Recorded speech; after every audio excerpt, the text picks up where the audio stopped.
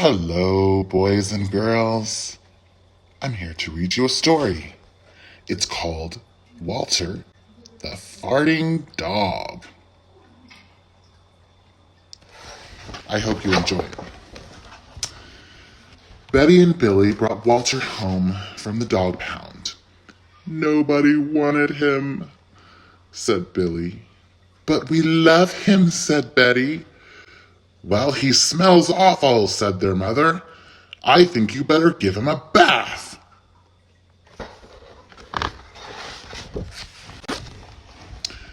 Mother walked in and said, he still smells awful.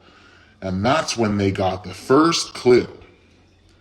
The telltale bubbles in the water.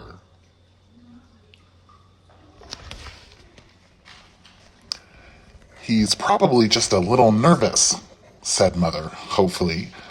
His stomach must be upset. But Walter's stomach wasn't upset. Walter's stomach was fine. He felt perfectly normal. He just farted a lot. I know people who do that too. He did it when he bathed. He did it when he played with Betty and Billy. He did it when he walked around the house. Sounds like a stinky dog. He did it in the dining room, he did it in the kitchen, and he did it in his sleep.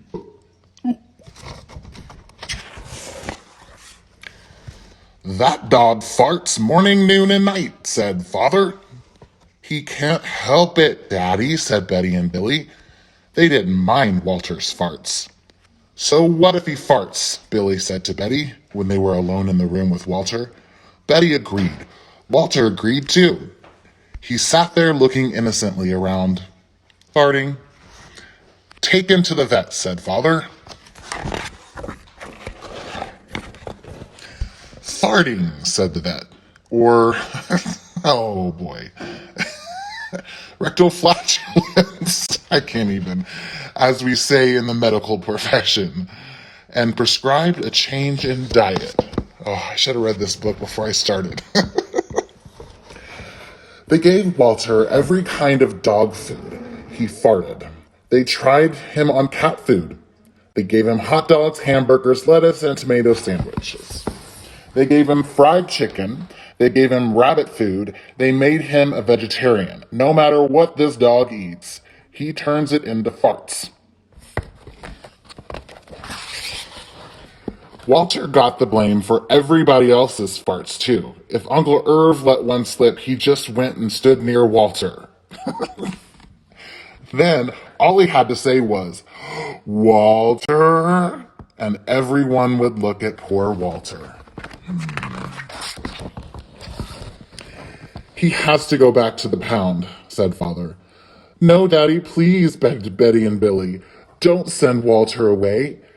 He goes tomorrow, said Father. They pleaded. Walter farted. It was all over. That night, Betty and Billy cried in their beds, and Walter looked at them unhappily. Oh, Walter, said Betty, you've got to stop farting. Because Father is going to send you back to the pound tomorrow, said Billy.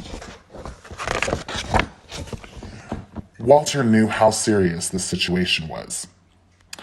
He would never see Betty and Billy again. He resolved to hold in his farts forever. When Betty and Billy fell asleep, he walked down to the kitchen to see if there was anything around to eat. He managed to open the cupboard door with his nose and found the 25-pound bag of low-fart dog biscuits the vet had prescribed for him. Even though he knew they made him fart more, he couldn't resist. He ate the entire bag. Very tasty, said Walter to himself. And then he went to lay down on the sofa. A gigantic gas bubble began to build inside him. This is gonna be trouble, he said to himself. He was afraid of what might happen if he let it go. He thought maybe the house would explode. So he kept it in. It wasn't easy. In fact, it was torture. But he had resolved to never fart again. His future depended on it. As he lay there with his tail wrapped tightly between his legs, he heard a noise at the window. He watched it slowly open. A pair of burglars came through. They dropped silently into the kitchen. "Watch out for the dog," said one of the burglars. "He won't bite," said the other. "He's a wimp." Walter might have bitten them, except he was so filled with gas he couldn't move.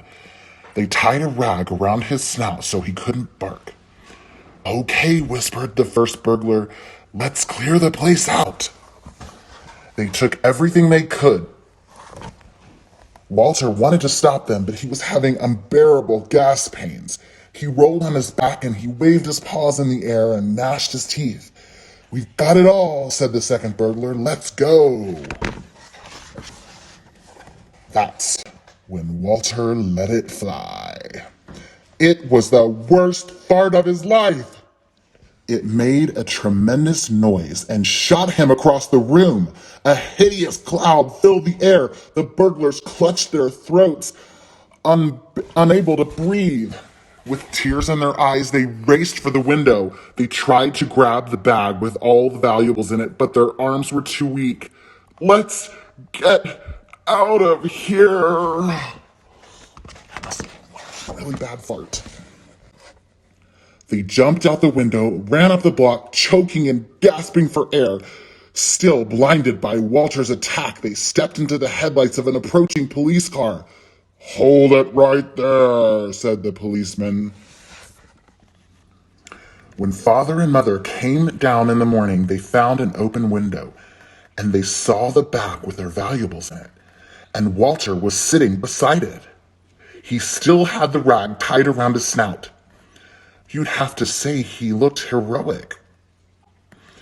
"He saved the silverware," cried Mother. "He saved the VCR," cried Dad. "Good dog, Walter. You're our dog, even though you fart all the time." And so the family learned to live with Walter, the hero dog. And that's the end of our tale. Well, that was Walter the Farting Dog. What an educational book. I hope you enjoyed it. Y'all have an amazing day. Take care.